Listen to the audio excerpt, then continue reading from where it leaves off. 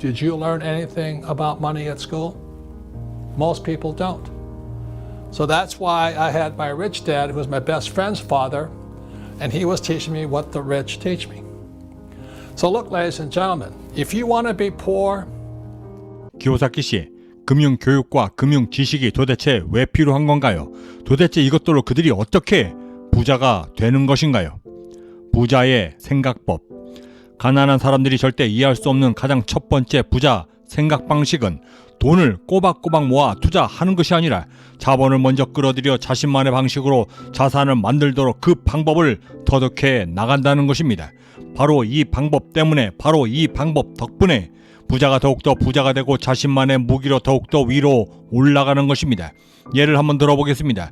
연봉 3천을 받는 사람이 만약 1억을 모은다라고 했을 때 단 한 푼도 쓰지 않고 월급 250만 원 모두를 저축하여 자본금을 마련한다라고 했을 때 평균 40개월, 이를 환산하면 약 3.3년이 걸립니다.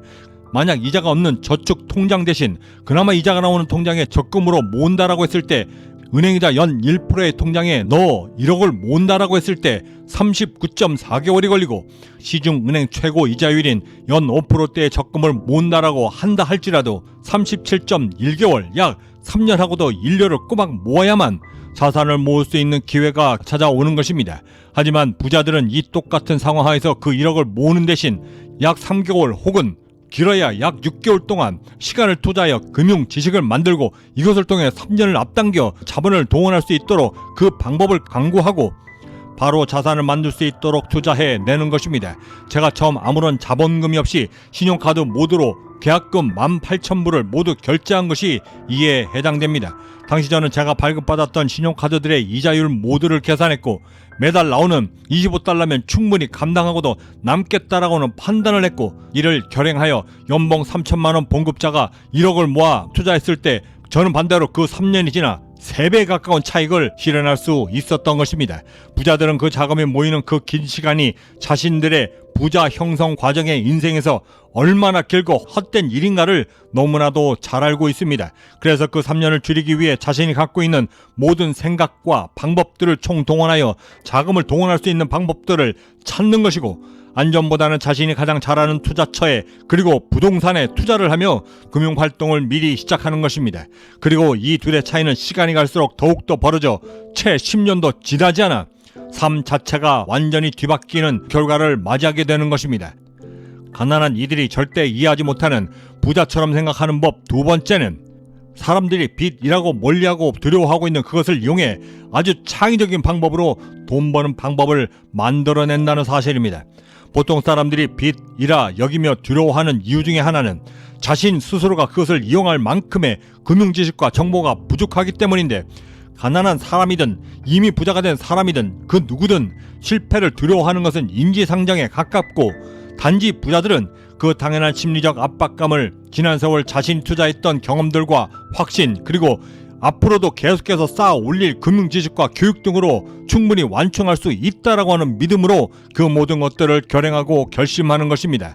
하는 일마다 계속해서 실패하는 사람들의 주된 공통점들은 부자들이 그토록 끔찍히도 아끼고 쌓아 올리는 금융지식과 교육을 하는 대신 혹시나 있을 일확천금에 기대며 무작정 덤벼들기 때문인 것입니다. 더욱이는 자신이 지금 불구덩 속으로 스스로 걸어 들어가고 있음에도 이를 아예 인지하지 못하고 계속해서 이를 반복해 낸다는 것입니다. 하지만 부자들은 설사 결과적으로 그것이 생각처럼 좋은 결과를 얻지 못한다 할지라도 이미 이 전투에서 이길 수 있는 게임이 되도록 수많은 밤과 노력 등으로 자신이 투자하려는 것에 대한 정체를 정확히 파악하려 하고, 어떻게 하면 이 게임에서 이겨낼 수 있는지, 그래서 결국 승자가 될 수 있는지를 아주 면밀히 그리고 매우 주도적으로 파헤치고 또 파헤쳐 자신만의 확신이 들 때까지 준비한다는 것입니다. 헌데 여기서 절대 우리가 간과해서는 안 되는 부자 생각 습관은 그들 모두가 100% 확신이 들 때까지 기다리지 않는다는 점입니다. 그렇게 100%의 확신이 들 때까지 기다리게 되면 자신이 얻을 수 있는 그 귀한 기회 또한 함께 날아가 버린다는 것을 경험적으로 이미 알고 있기 때문입니다. 그래서 그들은 설사 50% 혹은 단지 1%의 가능성이 있다 할지라도 그 가능성이 보인다라고 판단이 서게 되면 단호하게 결정하여 결행에 나서는 것입니다. 그럼 도대체 어떤 근거로 그들이 그렇게 쉽게 결심에 나설 수 있는 것인가? 그것은 바로 설사 그 과정이 매우 힘듦이 충분히 예상된다 할지라도 결과가 자신이 원할 때까지 절대 포기하지 않고 끈질기게 그리고 집요하게 파고들 수 있다라고 하는 자신만의 확신과 경험이 이미 데이터화되어 자신 안에 쌓여져 있다는 것을 너무나 잘 알고 있기 때문인 것입니다. 그런 이유 때문에 주위에서 다소 모모해 보인다라고 할지라도 그 결정을 감히 감행할 수 있는 것인데, 이것 또한 가난한 사람들이 절대 이해치 못하는 부자들만의 생각법이기도 합니다. 부자 생각 따라하기 세 번째 생각법은 사업을 설계하는 방법에 있습니다. 대부분의 사업들이 1년 혹은 3년을 버텨내지 못하고 망하는 이유는 회사의 규모와 상관없이 초창기 너무 제품 개발과 구성에만 매달리기 때문인 것입니다. 제 말은 제품 개발과 구성이 중요하지 않다라는 말이 절대 아닙니다. 경쟁에서 이기고 성공의 정상에 서기 위해서는 어렵게 구성하고 개발한 제품들 뿐만 아니라 이를 자산으로 만들 수 있도록 그 주변 환경들까지 반드시 신경을 써야만 살아남을 수 있다는 말씀을 드리는 것입니다. 예를 들어 제품이 제 아무리 좋아도 알리지 못하면 죽는 것이고, 제품이 제 아무리 불티나게 팔린다 할지라도 이를 뒷받침해줄 회사 내 조직력이 이를 수행할 여유가 없다라고 한다면 이 역시 곧바로 망하게 되는 것입니다. 쓰나미처럼 밀려드는 행운이 있다 할지라도 어찌 작은 돛담배로 그 모든 것들을 막아설 수 있겠습니까? 대학원을 포함하여 학교 시스템이 길러낼 수 있는 타입은 총 2가지, 학자형 A타입과 관료형 B타입이 전부입니다. 하지만 이 두 A와 B타입은 자신들이 포함되어 있는 그 세계에서 제 아무리 두각을 나타낸다 할지라도 절대 C타입 자본가를 이겨낼 수 없는 것입니다. 전 세계 상위 1% 스티브 잡스, 빌 게이츠는 계속해서 학교에 남아 있게 되면 절대 자본가 C타입이 될 수 없다라는 사실을 일찍부터 알았기 때문에 모두의 반대를 무릅쓰고 그 명문대를 관낼 수 있었던 것입니다. 그들은 학교 시스템이 자신들의 가능성을 제한하고 계속해서 가난하게 만든다는 사실을 깨달았기 때문에 그 가난한 시스템 대신 자신들 스스로가 자신들만의 방식으로 시스템을 만들어 결국엔 상위 1%가 되었던 것입니다. 부자처럼 말하기. 재무제표 보는 법을 지금 당장 배웠다고 해서 이제까지의 세상이 갑자기 달라져 보이거나 부자처럼 삶이 일순간에 바뀌며 더욱이는 돈이 어떻게 흘러 그곳에서 내가 무엇으로 돈을 벌어 자산을 만들 수 있는가라고 그 모든 것들이 그 즉시 보이지 않는 이유는 아직까지도 나에게 부자 지식들이 스며들어 완벽하게 체득화되어 있지 못했기 때문입니다. 그럼 어떻게 해야 가장 빨리 가장 효율적으로 부자 지식들과 의식을 받아들여 체득화할 수 있을까? 가장 효과적이고 가성비 좋은 최고의 방법은 바로 평상시 내가 쓰는 단어와 말 그리고 오히려 전체를 모두 부자들이 쓰는 그것들로 통째로 바꿔 말하는 것입니다. 예를 들어 돈이 얼마 있어 라고 말하는 대신 자본금이 얼마야 라고 말하고 살고 있는 집을 지금 팔면 얼마야 라고 묻는 대신에 내 집의 자산 가치가 얼마냐라고 묻는 것이고 지금 돈벌이 하려고 그러느냐 라고 말하는 대신에는 지금 현금 흐름을 바꾸기 위해 어떤 계획을 하고 있는가라고 물으며 매우 의식적이고 자의적으로 부자들이 쓰는 단어와 문장들에 내 스스로를 계속해서 노출시켜 어휘력 자체를 아예 바꿔 나가는 것입니다. 그리고 한 가지 더 효과를 더 높여주기 위해 방법 하나를 추가해서 소개해드리면 모든 사물에 대해 수치화시키며 말하도록 나를 만들어 나가는 것입니다.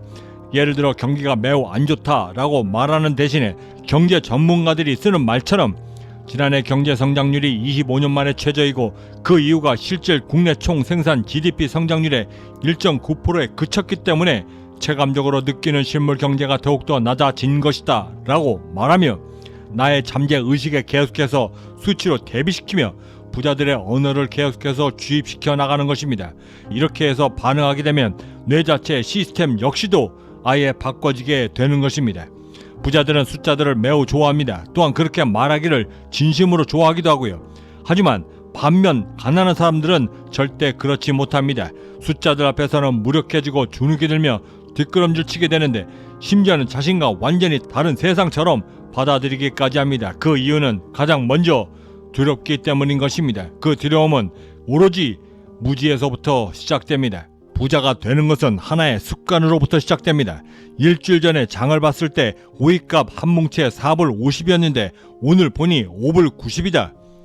이 똑같은 상황을 봤을 때 보통의 경우는 1불 40이나 비싸졌네라고 말하지만 부자들은 그 똑같은 상황 하에서도 일주일 간격으로 벌써 31%나 가격이 증가했네 라고 말하며 다음 주에 다시 31%가 증가하게 되면 1불 83을 더해 7불 73을 내야겠구나 라고 예상을 하며 그 즉시 전체적인 물가 상태를 파악하게 됩니다. 하지만 만약 이 증감률에 대한 공식을 몰랐다고 한다면 부자들은 어떻게 행동할까요? 부자들은 그 역시 자신의 궁금증을 해소하기 위해 관련 공식들을 찾게 되고 결과값, 즉 오늘의 오이값 5불 90에서 일주일 전 오이값 4불 50을 뺀 상태에서 다시 전번주 오이값 4불 50을 나눠 나온 값 0.31에 100을 곱해 100분율로 환산을 하며 31%가 나온다는 것을 스스로 깨우쳐 배우게 되는 것입니다. 이렇게 스스로 배우게 된 상승률 공식은 내가 대출을 받았을 때 혹은 자산을 만들었을 때 그곳에서 돈이 어떻게 얼마나 움직이는가를 계산하게 되고 그렇게 숫자에 점점 더 노출이 되면서 자신 스스로가 더욱더 경제 환경에 강하게 만들 수 있게 되는 것입니다. 이렇게 시작된 하나의 부자 습관은 그곳에 머물지 않고 더욱더 확장해 나가며 내 사업의 마진율을 계산하는데도 똑같이 적용된다는 것도 알게 되며 금년 매출이 18억 5천만 원이고 작년 매출이 13억 2천만 원이라고 했을 때 작년 매출 13억 8천만 원에서 올해 매출 18억 5천만 원을 나눠 여기에 100을 곱해 작년보다도 내가 75%나 회사를 성장시켰다라고 하는 것을 눈으로 직접 확인하게 되면서부터는 내 스스로의 성장성과 가능성에 대해서도 더욱더 확신을 얻게 되며 내년을 더욱더 구체적으로 계획할 수 있게도 되는 것입니다. 부자들의 자신감은 모두가 데이터에 기반합니다. 이는 나는 그저 할 수 있다라고 하는 막연한 자신감과는 상당한 거리를 두고 있는 것이고 이렇게 데이터와 숫자로 구성된 스스로의 금융지식을 통해 얻게 되는 그 성장의 질은 상대 비교조차 되지 않을 만큼 더욱더 성장해 나갈 수 있는 기회를 얻게 되는 것입니다. 이것이 바로 부자들이 부의 사고를 전개해 나가는 과정이고 방식입니다. 무심코 지나칠 수 있었던 아주 하찮았던 오이 가격 4불 50으로부터 시작해 인플레이션의 추이를 직접 피부로 실감하게 되고 전주보다 내가 얼마나 더 돈을 내고 있는가를 계산하게 되면서부터는 매달마다 받는 월급 봉투 하나로 매주마다 치솟는 31%의 물가를 절대 감당할 수 없다라는 결론에 이르게 되고 그 탈출구를 찾게 되며 삶을 조금씩 움직이게 되는 것입니다. 금융 지식과 금융 교육은 나를 아주 냉정하게 바라볼 수 있는 기회를 줍니다. 솔직히 부자의 세계에서 막연한 희망 같은 것은 절대 없습니다. 이렇게 시작된 지극히 냉정하게 바라볼 수 있는 나의 자기 객관화는 이제까지 그저 흘려들었던 모두 경제 용어들이 매우 다른 모습으로 다가오게 만들고 그러면서 금융 지식과 금융 교육이 왜 필요한가를 알게 되며 비로소 나의 의식 자체 모두가 부자들의 그것들로 바뀌기 시작하는 것입니다. 지금 당장 부자의 삶으로 나를 바꿀 수는 없습니다. 하지만 최소한 부자들처럼 말할 수는 있습니다. 부자들의 어휘력 하나 흉내내는 것, 이것이 바로 부자 교육의 첫 시작임을 절대 잊지 말아야만 합니다. 기요사키 씨, 부자는 왜 계속해서 부자가 되는 걸까요? 배우기 때문입니다. 부자들은 어떻게 해서든 배우고 무엇에서든 배우려 노력하는데 그들에겐 그 배움이 학습이 아니라 생존 경쟁에서 살아남기 위한 수단에 가깝기 때문입니다. 그들은 생존을 위해서라면 벌레에게서조차 배울 수 있습니다. 부자들의 생각체계. 부자들, 특히 저 같은 사업가, 기업가들은 매우 공통된 특징을 하나 갖고 있습니다. 계속해서 전진한다는 것이죠. 그들은 전진을 위해 자신만의 룰과 규칙들을 스스로 만들고 또한 수시로 변경하며 심지어는 그 규칙들과 룰을 재창조하고 재발명하기까지 합니다. 그들은 절대 단 하나의 대답만을 받아들이지 않습니다. 그것을 위해 그들은 최대한 자신의 시선을 광범위하게 만들려 노력하는데 그것 때문에 그들이 공부와 책에 매달리는 것입니다. 예를 하나 들어볼까요? 똑같은 100만 원의 수입을 갖고 있는 두 사람이 있습니다. 한 사람은 할 수 있는 재테크가 오직 저축이고 똑같은 1억을 모았을 때도 오직 은행에만 달려가 저축을 합니다. 그리고 그 1억을 모으게 되면 다시 2억을 모으기 위해 또 은행에 달려가겠죠. 이 사람이 하는 재테크의 맹점은 그렇게 힘들게 모으는 그 돈의 가치가 계속해서 하락한다는 점입니다. 그런데 그 똑같은 1억을 모으며 또 다른 한 사람은 은행에 가는 대신 그 돈을 보다 가치 있는 곳에 재투자하기 위해 회계를 공부하고 기업 회계에 눈을 떠 똑같은 1억을 종잣돈으로 만들어 수익을 잘 내는 작은 회사의 주식을 사 경영권을 획득하고 그 회사를 잘 경영하며 보다 많은 수익을 얻으려 노력합니다. 그리고 그는 그 돈 버는 거위, 즉 그 인수한 회사가 황금알을 더 많이 나올 수 있도록 경영학을 독파하고 주식 분할을 공부하며 자신을 스스로 지켜 더욱더 많은 수익을 내며 더욱더 부자가 되는 것입니다. 바로 이런 큰 차이 때문에 부자들이 그리고 기업가들이 그토록 죽도록 배우고 또 배우는 것입니다. 진짜 부자, 기업가, 사업가들은 어느 나라에 있든 상관없습니다. 환경이 어떻든 간에 그들은 그 모든 환경 속에서 자신만의 독자적인 시스템과 룰을 만들고 모든 게임 참가자들이 자신에게 돈을 내도록 만들고 있습니다. 이것이 또한 제가 추구하는 경제적 신념이기도 합니다. 이건 정말 매우 중요한 부자가 되는 마인드셋, 부를 위한 사고체계이기도 합니다. 그리고 이 사고체계는 보통 사람들이 쓰는 언어와는 완전히 다른 방식을 선택합니다. 성공한 부자들, 기업가들은 똑같은 상황이어도 절대 할 수 없다라고 말하지 않습니다. 그때 그들은 자신의 의지와는 상관없이 본능적으로 자신을 방어하며 이렇게 말합니다. 방법을 찾아보겠노라고. 제 친구 중에 프랑스 출신 억만장자가 있었습니다. 제가 알기로는 프랑스는 정말 부에 관한한 사회주의 국가와도 같이 매우 폐쇄적인 나라입니다. 상위 0.5%가 프랑스 부의 75%를 독점하고 있기 때문입니다. 그 친구가 어느 날 5대째 내려오던 와인 사업을 이제 도메스틱이 아닌 국제 무역으로 확장하고 싶어 나파와 소노마에 포도밭을 사기 시작했고 프랑스 정부에 달려가 자기가 이 와인을 미국 캘리포니아에 수출하고 싶다라고 제안을 했습니다. 그런데 그때 프랑스 정부가 그 말을 듣자마자 제동을 걸었습니다. 나무로 된 와인 드럼통에 담아서는 절대 수출할 수 없다는 것이 그 이유였습니다. 그때 그가 어떻게 했을까요? 포기했을까요? 정부가 안 된다라고 했던 그 와인통 그대로를 병에 담아 미국에 수출했던 것입니다. 박스가 안 된다라고 하니 병에 담아 수출을 했던 것이죠. 그 똑같은 와인을 말입니다. 물론 더 많은 비용과 수고가 들기는 했지만 어쨌든 그는 생애 처음 그리고 자신의 선대 5대가 단 한 번도 해보지 못했던 와인 수출을 자신이 최초로 성공시켰던 것입니다. 어느 날 그는 가족 모두를 데리고 가 캘리포니아 휴양지 한가운데 있는 거대한 호텔에서 자신이 수출했던 그 비싼 프랑스 와인을 직접 사서 마시며 그 성공을 스스로 자축했다 했습니다. 그리고는 프랑스 정부에 가서 이렇게 말했습니다. 한번 음미해 보시죠. 어떠신가요? 좋지 않은 점을 발견하셨나요? 어리둥절해하고 있던 관계자에게 그는 이렇게 말했습니다. 이 와인이 당신들이 안 된다라고 했던 그 융통성 없는 와인통 대신 병에 담아 수출했던 그 똑같은 와인입니다. 그는 실제로 그 어떤 규칙도 어기지 않았습니다. 단지 그 규칙을 자신만의 방식으로 끌어들였고 재창조했던 것입니다. 다시 한 번 더 말씀드립니다. 공부하고 배우십시오. 그건 그저 학습을 위한 공부가 아니라 당신만의 규칙을 재창조하고 만들며 모든 환경을 지배하여 당신 안에 가두고 그 돈이 그곳으로 모일 수 있도록 하는 최고의 기술이며 장비인 것입니다. 성공한 사람과 실패한 사람들의 가장 큰 차이점이 뭘까요? 그것은 남다른 사고방식, 기술 그리고 규칙들을 만들어 그것을 이용할 줄 아는 창의성에 그 차이가 있는 것입니다. 그것을 사람들은 돈에 대한 감각이 남다르다라고 말하고 있는 것이죠.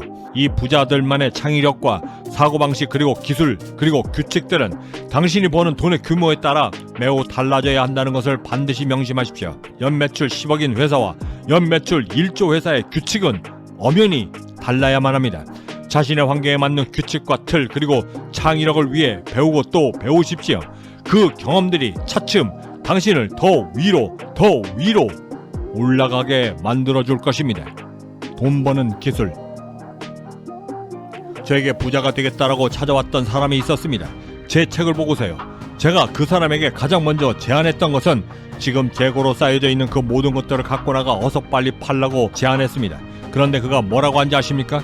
그 물건들을 팔던 세일즈 파트가 회사가 너무 어려워져서 모두 내보냈다라고 말했습니다. 그때 저는 이렇게 말했습니다. 그럼 당신이 직접 팔면 되지 않습니까? 죄송한데 저는 못합니다. 너무 부끄럼도 많고 다른 사람의 눈을 똑바로도 쳐다보지도 못하는데 제가 가장 잘하는 것은 책상에 앉아 연구하고 제품을 어떻게 하면 잘 만들 수 있는가를 고민하는 것이 제가 가장 잘하는 것입니다. 저는 세이지의 젬병입니다. 그래서 제가 그 세일즈 팀을 채용한 것이죠. 베트남전에 참전하고 돌아왔을 때 전쟁에서 사람을 죽이는 것 말고는 제가 할 줄 아는 것이 아무것도 없었습니다. 그때 저는 너무나 내성적이었고 심지어 사람들에게 말을 거는 것조차 너무나 힘들어했습니다. 저는 제 아내에게 부자 아빠처럼 진짜 부자가 될 거야, 기업가가 될 거란 말이지. 그러고는 곧장 부자 아빠에게 가서 저의 결심을 말했습니다. 그때 부자 아빠는 제게 이렇게 말했죠. 하지만 너에겐 아주 치명적인 단점이 하나 있다. 저는 너무나 놀라 되물었습니다. 그게 뭔가요? 그는 너무나 차분하게 이렇게 말했습니다. 넌 너무나 내성적이고 앞가림이 심해서 사람들 앞에 서서 말하는 것을 두려워하고 있기 때문이다. 근데 아버지, 그게 돈 버는 거랑 무슨 상관이 있나요? 그것은 물건을 팔 때 거대한 장벽에 가깝기 때문이다. 단 한 번의 거절만으로도 부자가 되겠다고 했던 너의 결심을 급격히 좌절시킬 것이기 때문이다. 부자가 되는 가장 첫 번째 기술 중에 기술은 바로 이것이다. 거절을 수용할 수 있는가 없는가. 그때 저는 사실 제 본성 그대로를 입 밖으로 내뱉고 있었습니다. 전 못합니다. 하지만 아버지가 부자가 되기 위해 그 기술이 필요하다 말씀하시면 기꺼이 그 기술을 배우고 싶습니다. 물건을 파는 법을. 그래? 그럼 내가 질문 하나 하겠다. 네 부인을 사랑하니? 너무나 엉뚱한 질문에 아무 말도 못하고 있자 부자 아빠는 다시 한 번 더 질문을 던졌습니다.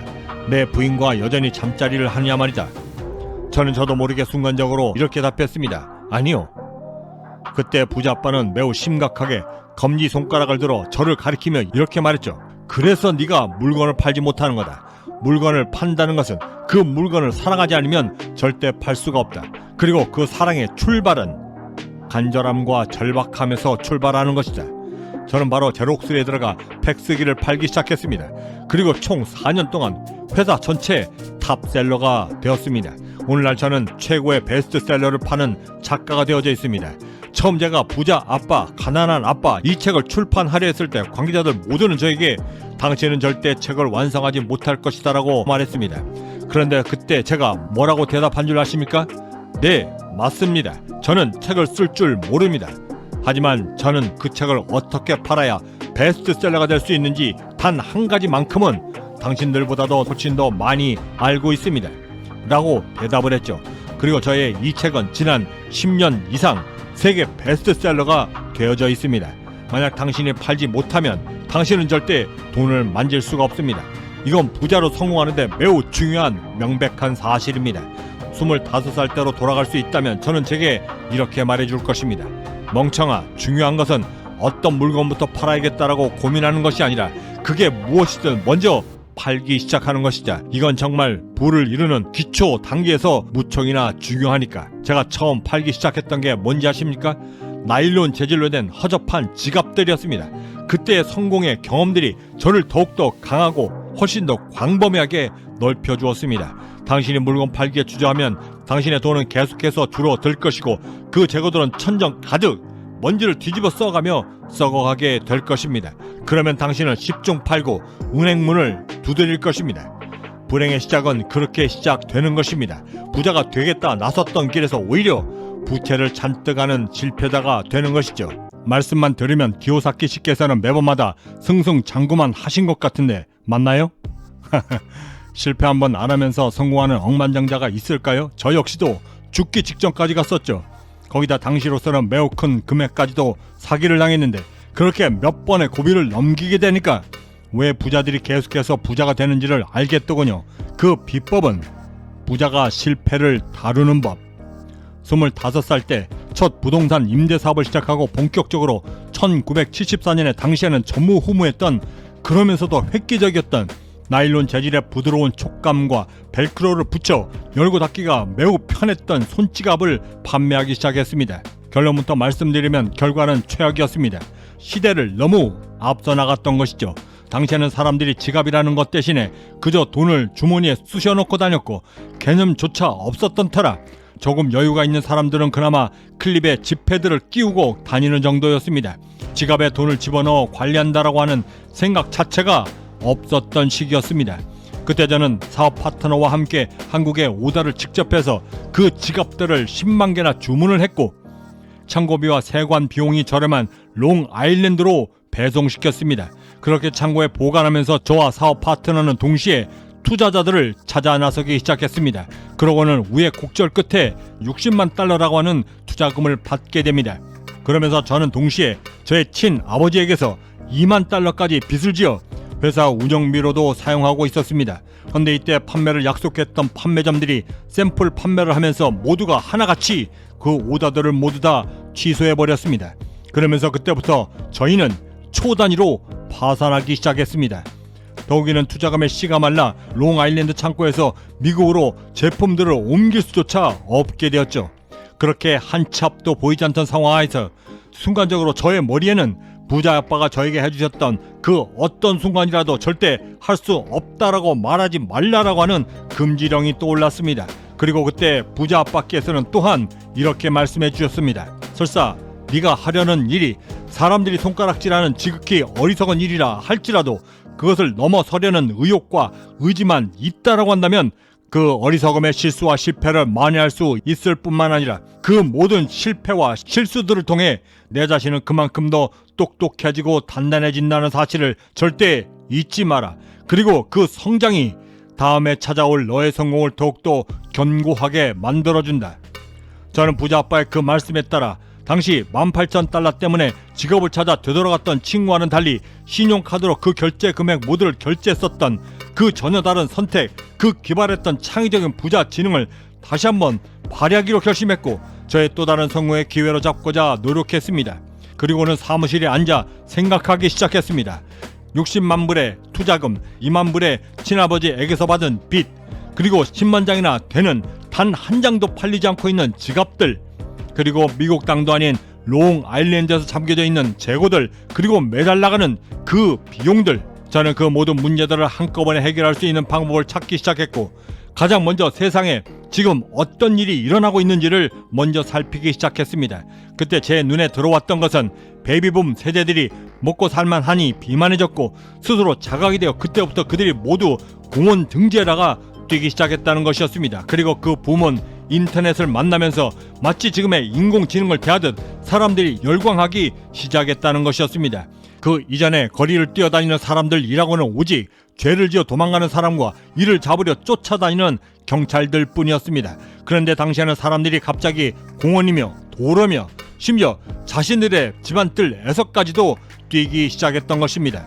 그래서 저는 이들의 수요가 진심으로 궁금했고 직접 눈으로 확인하기 위해 그리고 그 아이디어를 얻기 위해 집문을 들고 나아가 근처에서 가장 큰 공원에 자리 잡았습니다.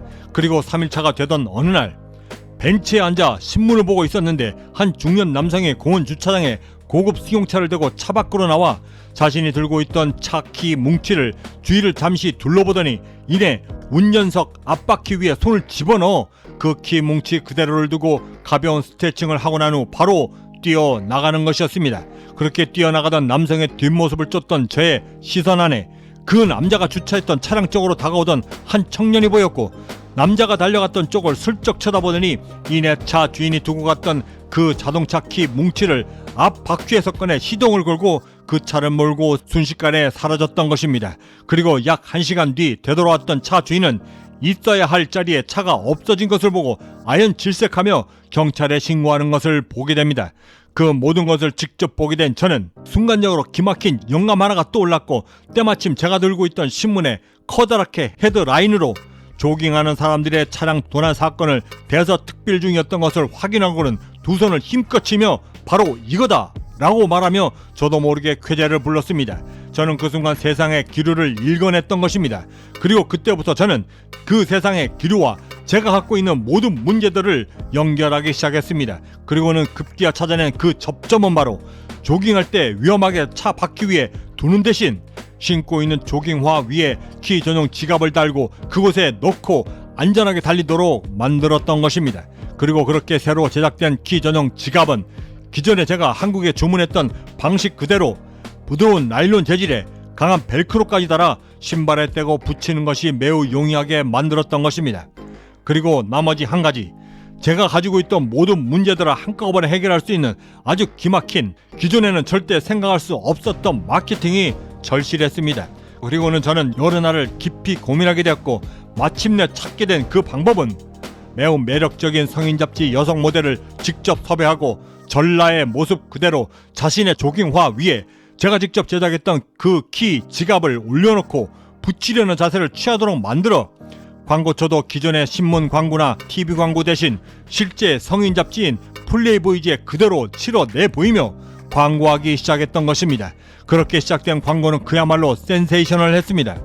지금 보시는 사진에는 가슴이 가려져 있지만 실제 제가 내보낼 때는 가슴 모델을 실제로 내보이며 광고했기 때문이었습니다. 반응은 그야말로 초대박이었고 이것을 보았던 투자자들 모두는 다시 돈을 들고 제게로 달려와 그 모든 돈들을 저에게 쏟아붓기 시작했던 것입니다. 그리고는 그 키 전용 지갑은 물론이고 롱아일랜드에 잠겨져 있던 저를 파산 직전까지 몰고 갔던 그 10만 장의 지갑들까지도 모두 한꺼번에 완판시키며 저는 완전히 화려하게 재기할 수 있었습니다. 부자 아빠는 제게 실패를 관리하며 성공에 이를 수 있는 비법으로 다음 4가지를 말씀해 주셨습니다. 가장 먼저 위험을 감수하라. 2번째 무모해져라. 3번째 이 2가지를 넘으려 더욱더 똑똑해져라. 마지막 4번째 그런 후엔 성공이 너에게 반드시 찾아온다. 아이러니하게도 저는 가장 믿었던 사람으로부터 사기를 당하면서 그때부터 금융지식과 금융교육에 대한 중요도를 깨닫게 됩니다. 물론 이미 9살 때부터 부자 아빠를 통해 금융지식이 부자가 되는데 얼마나 중요한가를 이미 인지하고 있었지만 사람은 언제나 당하지 않고서는 피부로 와닿지 않듯 저 역시도 마찬가지였습니다. 사기로 부자 교육을 배우다.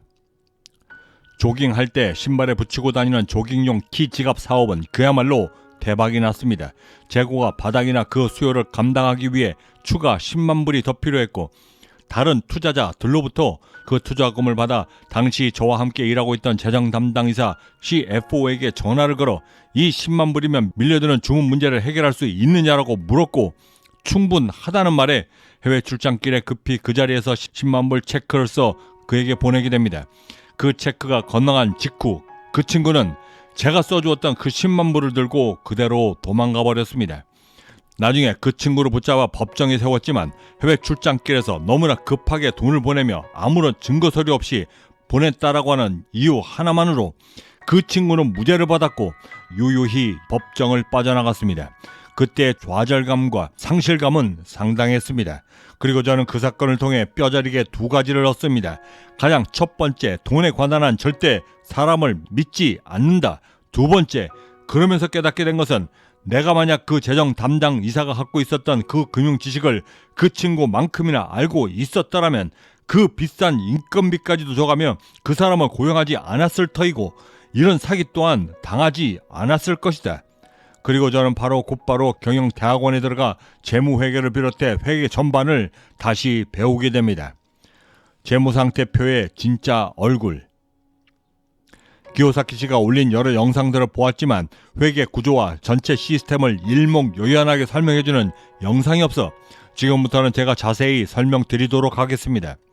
회계라고 하는 전체 그림을 가장 빠르고 쉽게 이해할 수 있는 우리가 평상시에 사용하는 말들이 있습니다. 보통 상대의 재정 상태를 물어볼 때 저희는 이렇게 묻습니다.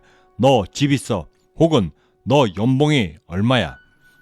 이 2가지 질문은 각각 그 사람의 재산 상태와 혹은 수입 상태를 물어본 것입니다. 우리가 배우려는 금융지식의 기초, 회계의 재무 상태나 손익계산서 역시도 이 2가지 질문에 기초합니다.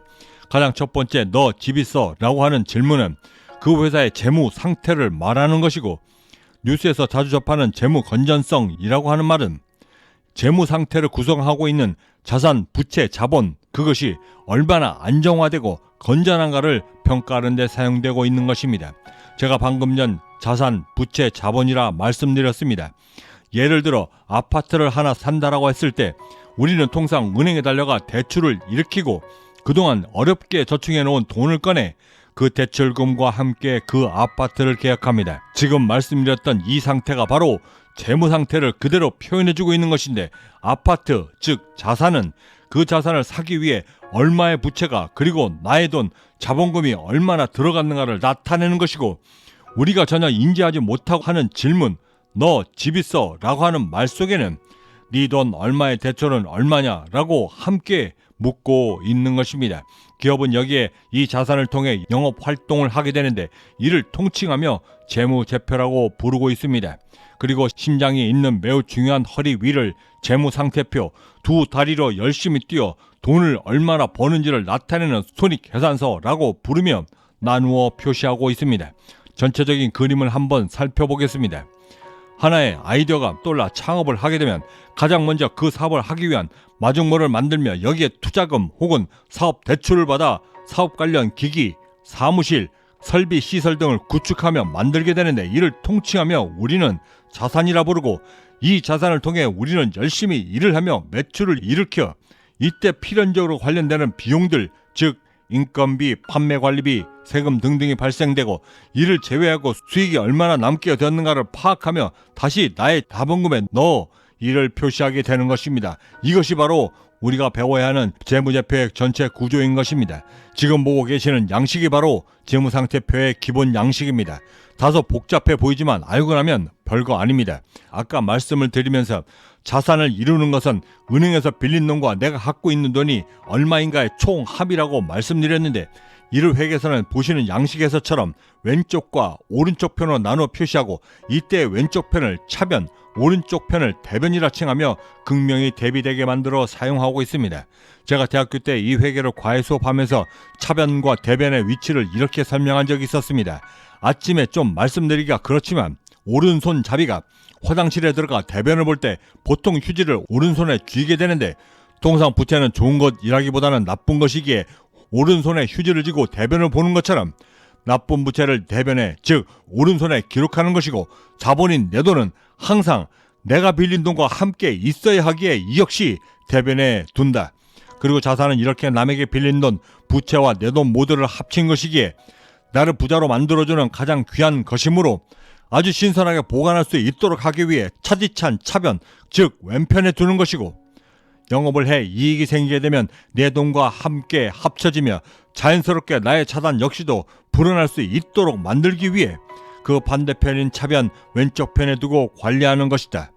이렇게 설명을 하고 나면 거의 모든 학생들이 평생 절대 잊어버리질 않게 되었습니다.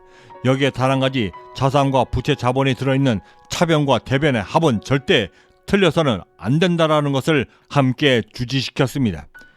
이렇게 재무상태표의 전체적인 그림을 머릿속에 넣을 수 있게 되었다면 이젠 좀 더 디테일하게 어떻게 구성되어져 있는가를 함께 알아보겠습니다. 한눈에 파악할 수 있는 가장 간단한 팁 하나를 드리면 가장 먼저 유동자산과 고정자산은 곧바로 현금화할 수 있는 것이 유동자산이고 고정자산은 똑같은 자산이지만 곧바로 현금화하기가 힘든 자산이며 유동자산 안에 있는 당좌자산은 그냥 내 돈, 재고자산은 팔아야만 내 돈이 되는 것, 투자자산은 미래를 위해 미리 깔아놓은 것, 유형자산은 말 그대로 부동산, 무형자산은 특허, 그 옆에 대변으로 넘어와 살펴보면 부채는 빌려온 것, 그 중에서 유동부채는 바로바로 갚아야 하는 것, 고정부채는 여유있게 길게 텀을 주며 갚아도 되는 것, 자본에서 자본금은 내가 넣은 돈, 이익, 잉여금은 그렇게 영업활동을 해서 번 돈이기에 내가 번 돈에 함께 합쳐지는 것입니다. 이 재무상태표와 손익계산서가 부자가 되는 금융지식과 금융교육으로서